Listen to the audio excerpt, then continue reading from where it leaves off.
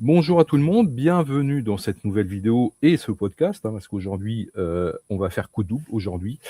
Donc bienvenue à tout le monde, au magazine Programmé. Je suis François Tonique, le rédacteur en chef depuis très, très longtemps, mais je vais pas dire l'âge, où je suis rentré, 25 ans presque maintenant.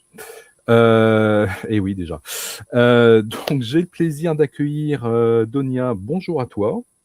Bonjour. Donc aujourd'hui, tu vas nous parler, de Merge Forward.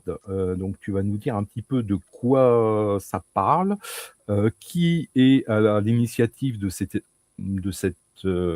chose.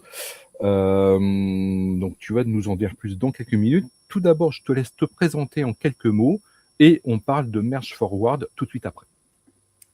Alors, moi je m'appelle Donia Chayelouch, je suis ingénieure logiciel et orientée communauté chez Isovalent, qui a été acquis par Cisco il y a quelques années maintenant. Je fais principalement du networking dans le cloud, sur le projet Cilium. Je travaille essentiellement sur de l'open source. Et Cilium est un projet qui est incubé chez la CNCF, The Cloud Native Foundation, Computing Foundation. Et du coup, je suis un peu dans toutes les initiatives autour de la diversité. C'est comme ça que j'ai atterri chez Merge Forward. De manière générale, les femmes dans la tech, c'est un sujet qui m'importe. Et plus largement, du coup, les minorités. D'accord, très, très bien.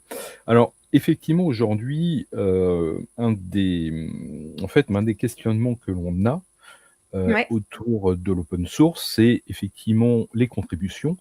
oui, On sent que c'est quand même un problème qui se tend maintenant de plus en plus. oui. Il y a quelques semaines, je pense que tu l'as vu, c'était l'unique contributeur de sudo, qui se posait des questions parce que, ça fait 30 ans qu'il le fait tout seul et Ouais. ça fait 30 ans qu'il se sent un petit peu seul quand même, aussi accessoirement. Voilà, parce qu'on imagine toujours que les grands projets open source, c'est 500, 1000 ou 1500 contributeurs et contributrices, mais en fait, parfois, c'est quelques contributeurs, un petit peu isolés. Euh, En fait, quelle est un petit peu, l'origine, de Merge Forward et comment tu peux le définir? Alors, déjà, Merge Forward, ce que donc c'est une initiative communautaire qui vient de la CNCF, qui rassemble 7 groupes dédiés à la diversité. Donc, je pourrais étaler un petit peu plus sur les 7 groupes. Le but, c'est vraiment de créer un soutien, un espace sûr pour les différentes communautés issues de milieux variés et d'échanger des idées, d'apprendre les uns des autres, favoriser du mentorat, créer des connexions durables. D'où ça vient et pourquoi?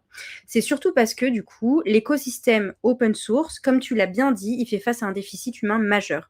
Aujourd'hui, avoir des contributeurs, c'est très difficile d'onboarder, comme on dit, de nouvelles personnes, surtout avec la nouvelle génération. Donc, il y a tout un sujet autour, notamment de la Gen Z et de l'open source. Donc, voilà. Il y a un burn-out des mainteneurs. Donc là, tu parlais de sudo, mais on a vu aussi il y a une semaine Nginx qui a dû fermer. Ça fait des années qu'ils le disent.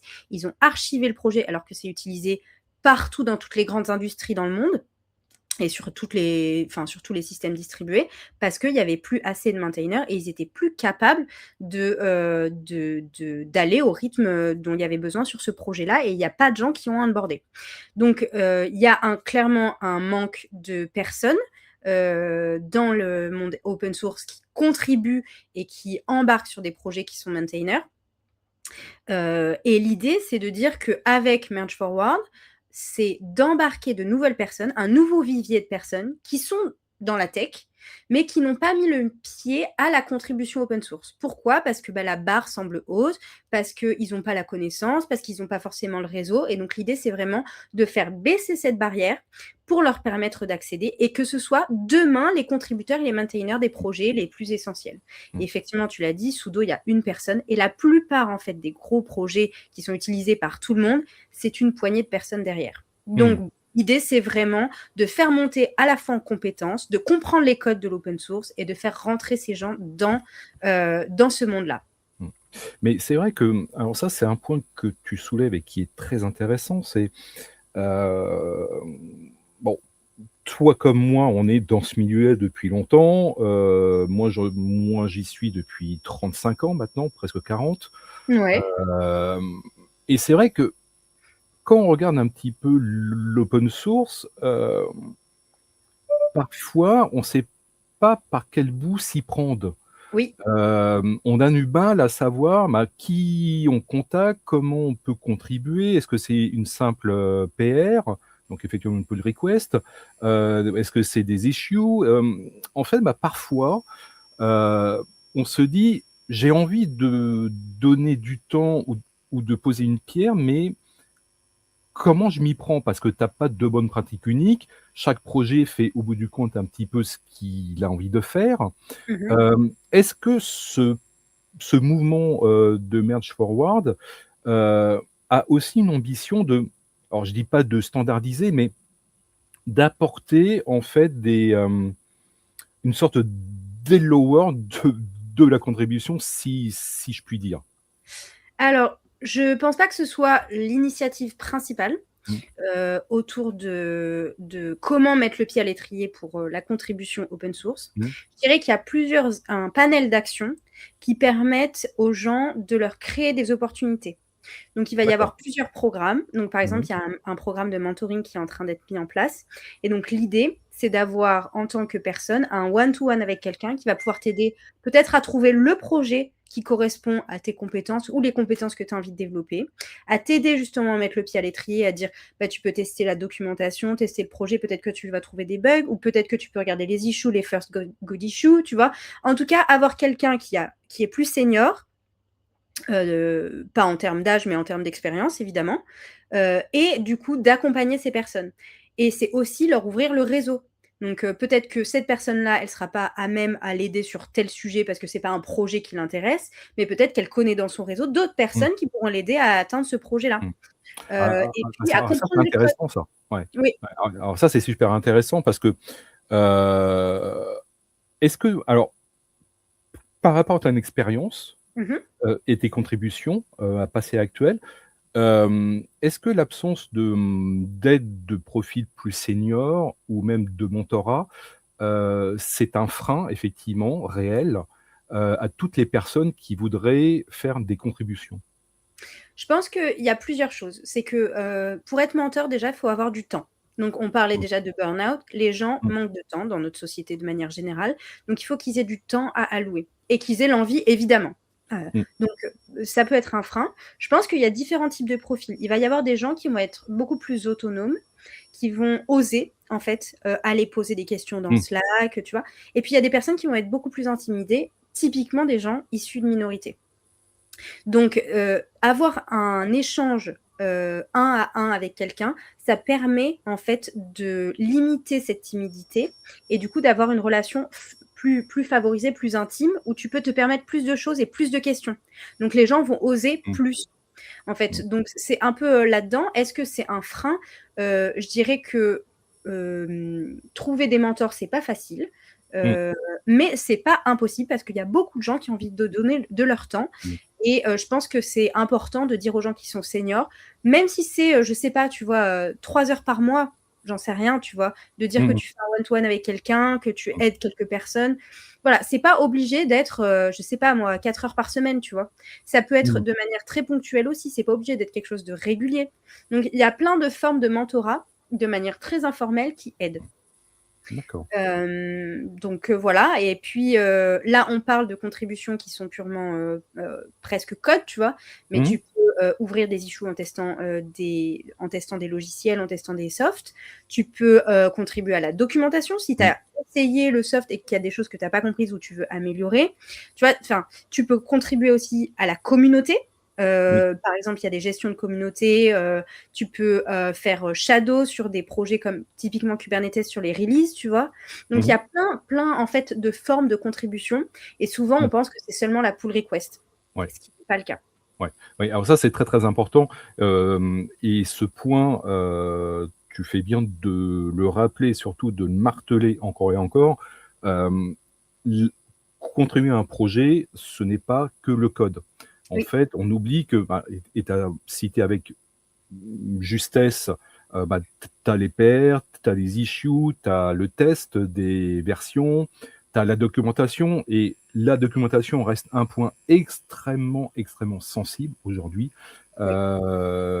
On rappelle qu'un projet open source vit parce qu'il y a de la communauté derrière, mais il faut aussi de la doc. S'il n'y a pas de doc, un projet open source va mourir de lui-même aussi. Donc, accessoirement, donc ça, c'est un travail très, très important. Traduire les docs, ça, c'est encore beaucoup plus important Oui. aussi.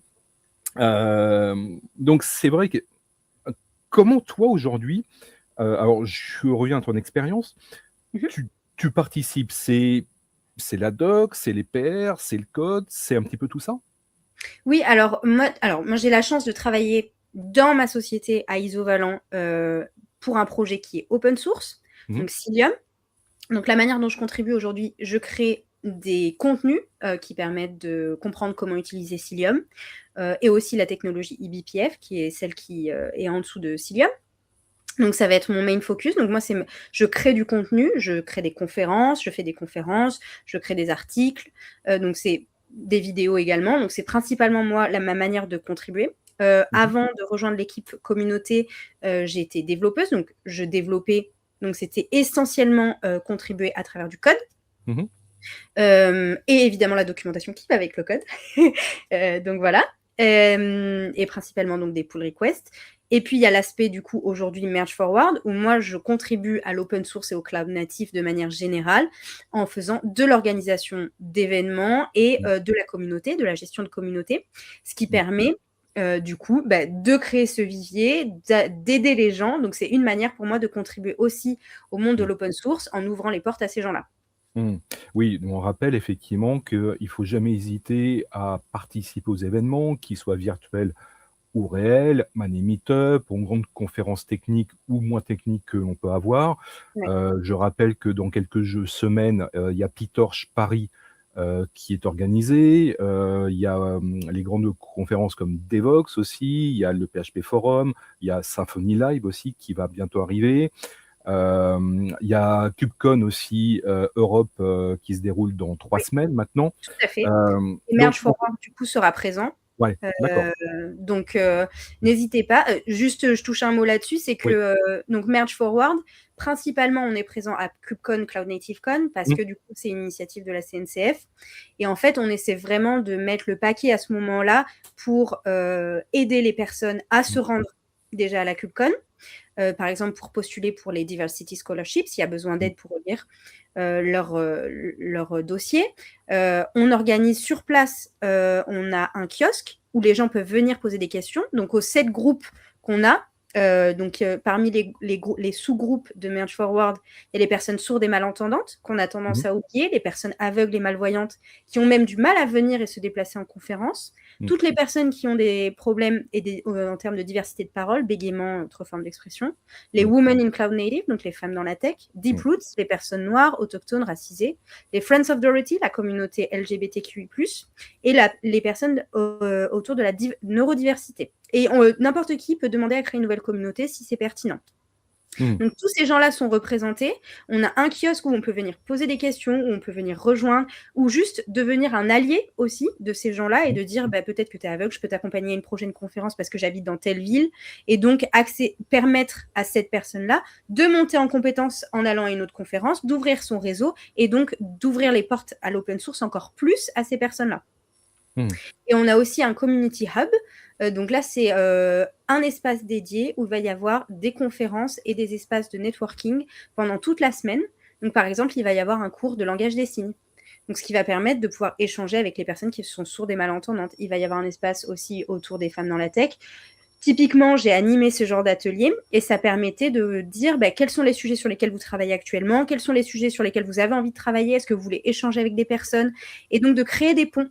Parce que c'est ça qui est difficile aussi dans le monde de la tech, c'est de créer des ponts pour ces personnes-là et encore une fois, d'avoir accès à un réseau. Voilà, et il y a une nouvelle activité cette année pour la KubeCon. Il va y avoir une soirée qui s'appelle Escape Room, où il va falloir coder, déployer des clusters, utiliser Helm, Terraform pour pouvoir... ça s'appelle Escape Philly, et donc Save Philly, et il va falloir sauver Philly, qui est un des personnages de la CNCF, typiquement. Donc c'est à la fois technique et network. Ouais, très, très bien.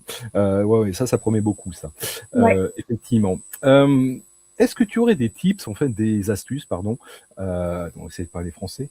Est-ce que est-ce que tu aurais des astuces, bah, ou des conseils effectivement, voilà, je veux contribuer, mais je sais Je pas sais pas comment par trop faire, voilà, j'utilise quelques libres ou quelques outils open source, mais je me dis: «Ouais, effectivement, il y a des choses qui me plaisent pas, j'ai vu des bugs».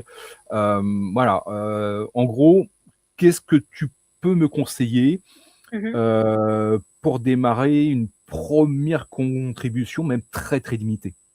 Ouais, c'est une très, très bonne question. Alors, je peux parler de mon expérience personnelle. Mmh, Moi, j'aime bien Slack. Donc, je vais dire, bah, voilà, j'ai vu, souvent, bon, pour chaque projet, il va y avoir un Slack. Donc là, par exemple, si c'est un projet de la CNCF, dans CNCF, il y a un channel par projet. Souvent, chaque projet a son Slack ou son chat, en tout cas. Donc, ne pas hésiter à même poser la question dans un Slack, ou channel public et de dire: «Voilà, j'ai vu tel, issue, je pense que ça m'intéresserait de travailler dessus, mmh, mais je veux bien être accompagné». Voilà, et donc souvent, en fait, les contributeurs ou quelqu'un qui est plus senior va te dire: «Ben voilà, tu peux commencer par ça et ça». C'est plutôt ça les codes du projet parce que comme tu le disais, souvent, il y a, quand je dis code, c'est plutôt, la manière de fonctionner, propre à chaque projet. Mais il y a quand même quelque chose qui est, on va dire, typique. C'est tu vas avoir une issue, tu vas pouvoir dire: «Ben moi, je veux bien travailler là-dessus», poster un petit message aussi dans l'issue et puis, cloner le projet, commencer à découvrir mmh, qu'est-ce qu'il y a dedans. Alors aujourd'hui encore plus, honnêtement, bon, j'aime pas forcément dire ça, mais avec une IA ou un assistant, tu peux, moi je trouve un des aspects en tout cas positifs, c'est de dire: «Est-ce que tu peux m'aider à comprendre la structure du projet mmh, et par où commencer? Quels sont les différents, tu vois, dossiers et cetera?» pour comprendre un peu l'architecture logicielle, pour mmh pouvoir mh, te mettre dans le projet, tu vois? Juste comprendre comment ça fonctionne et donc ensuite, une fois que tu as un peu ce modèle mental du projet, bah, tu vas voir que ça va être beaucoup plus facile de comprendre comment contribuer.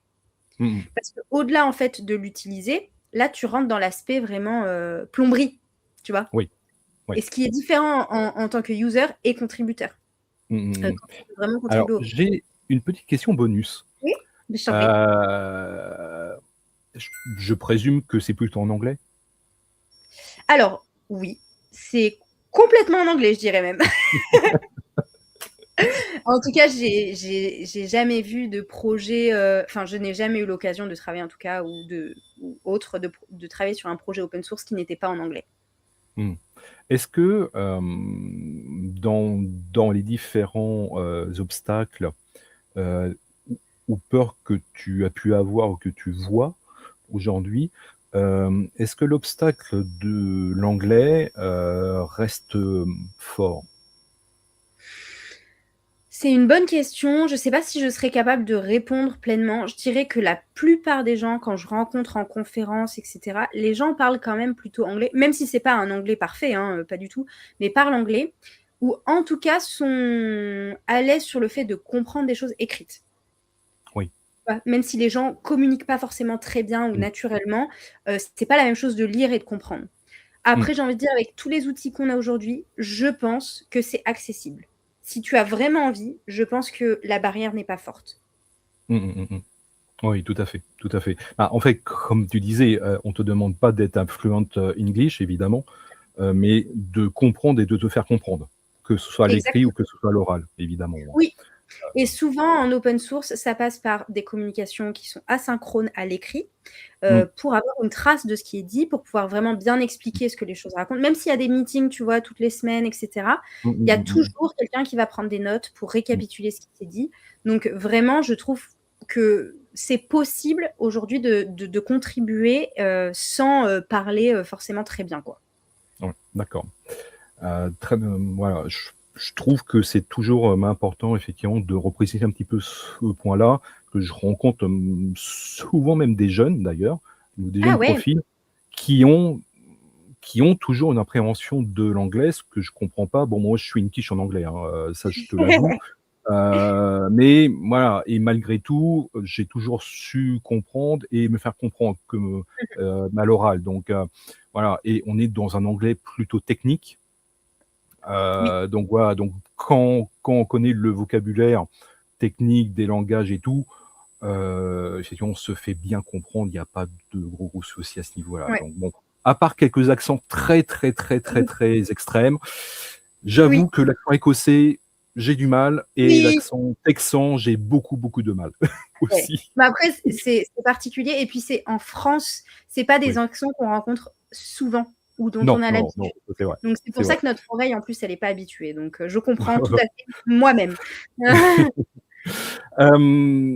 Où on peut avoir des infos sur Match Forward? Alors, Merge Forward, il y a un site web sur le CNCF où il y a toutes les infos. Il y a un monthly meeting, donc un meeting, une réunion par mois avec toutes les infos également. Donc, vous pouvez rejoindre le groupe. Plus on a de membres et plus on peut avoir un impact, donc venez. Ensuite, sur le Slack de la CNCF, il y a un channel Merge Forward. Et donc là, pareil, vous pouvez rejoindre, il y a toutes les infos. Et si vous avez envie de contribuer, de venir aider, vous êtes les bienvenus, même de manière très ponctuelle sur une petite tâche et que vous avez envie de venir participer, vous pouvez. Encore une fois, Merge Forward, du coup, l'idée, c'est vraiment d'augmenter la représentation, la représentativité des minorités, d'améliorer la visibilité, d'apporter ce vivier de ressources à l'open source, d'attirer de nouveaux talents, et puis vraiment de réduire l'écart entre le nombre d'utilisateurs et le nombre de contributeurs au projet open source. Donc, venez participer à cette initiative. Et si vous êtes à la KubeCon, vous êtes les bienvenus. Merge Forward était aussi présent à Cloud Native Days Paris, donc je pense France, Cloud Native Days France à Paris. Donc je pense qu'on sera encore présent sur d'autres conférences de manière plus locale. Il y a notamment en Roumanie, je sais que sur les Cloud Native Days, Merge Forward sera présent aussi. Donc n'hésitez pas à regarder quand vous êtes en conférence locale aussi. Et si vous organisez des conférences et que vous voulez que Merge Forward soit partenaire, c'est également possible. Et si vous êtes une entreprise aussi, vous pouvez nous aider, par exemple, en finançant des soirées comme le Escape Room qui a là à la KubeCon, donc n'hésitez pas. Très bien. On mettra quelques liens dans le commentaire du podcast et de la vidéo. Donia, un grand merci à toi. J'espère que ça vous a un petit peu éclairé et que ça a motivé quelques personnes qui nous écoutent à franchir le pas et puis effectivement à participer et à contribuer d'une manière ou d'une autre effectivement au projet open source. L'open source a besoin des contributrices et des contributeurs, c'est très important.